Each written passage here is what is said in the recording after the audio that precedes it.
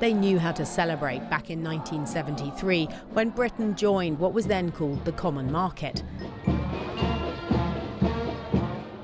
But today there is debate about how we should mark our departure.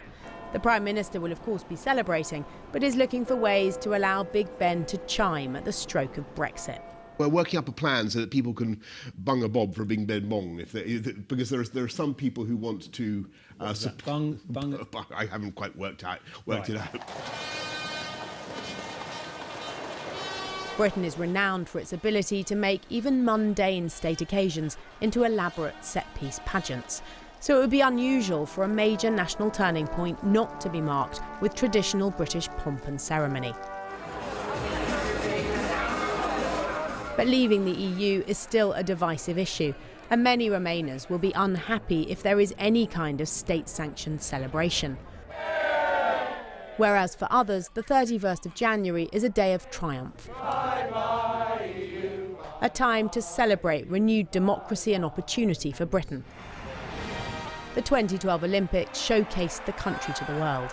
So if the government can find a way to mark Brexit that turns the page and brings all sides together, it could even start a healing process for a divided nation.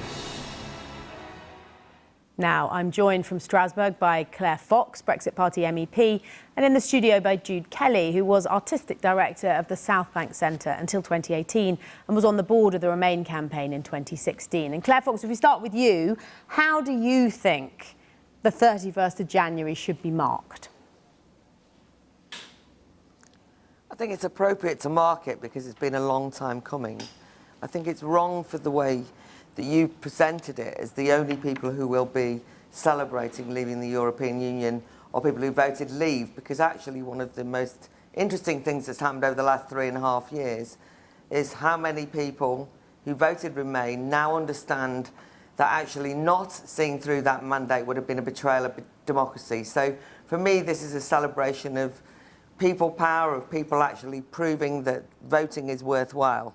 And what would that actually mean? I also think, by the way, that what it means is that the democratic mandate won. Well, I mean, a lot of people will go to Parliament Square. It's great that we take over Parliament Square because it was Parliament that for 3.5 years actually was selling out that popular sovereignty that was exhibited in June 2016. So let's take it over, that's fine.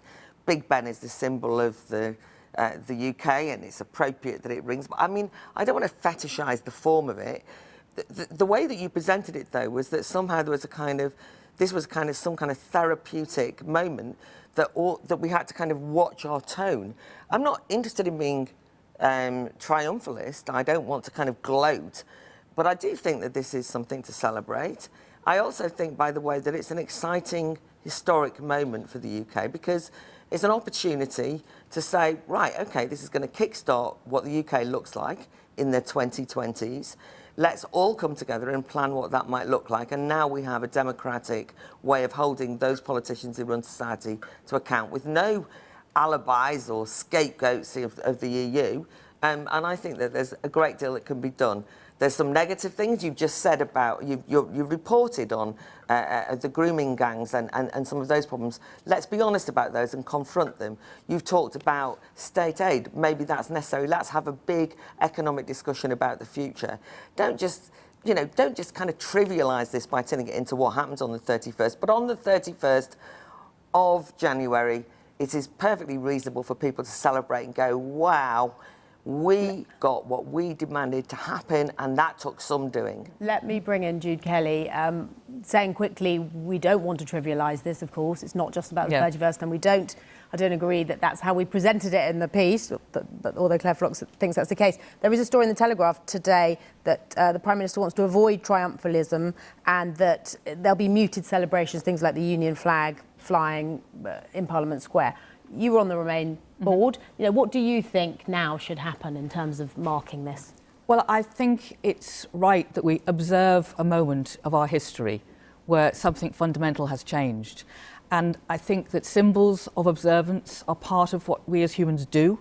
So how that is observed, I don't know. I think it's right that it shouldn't be triumphalist. I think that the actual moment of the 31st will be a very emotional moment for some people. I mean, some people's heart will thud with disappointment, and other people will feel as if finally something they fought very hard for has actually come to pass. And for some people, that's going to be maybe the first time that they ever felt their vote counted. So I think you have to observe it. You know, when we joined the EU, they lit beacons across the land. But at that point, the vote was completely different. You know, it was like 67% for it.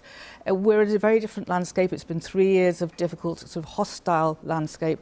So I think we should do something respectful but muted. So if Big Ben's clapper was available, which I think is still up for grabs, then why not? That's a solemnity, and people can bring their emotions to it as they see fit. I think the bigger issue is beyond that, actually, which is really what are the debates, the discussions, this idea of a healing process. Well, that's a very sort of glib word, but I think there is the real need to say that the big divisions that emerged during the debate, they still exist. How are we going to talk about that? You can't just jump to celebration.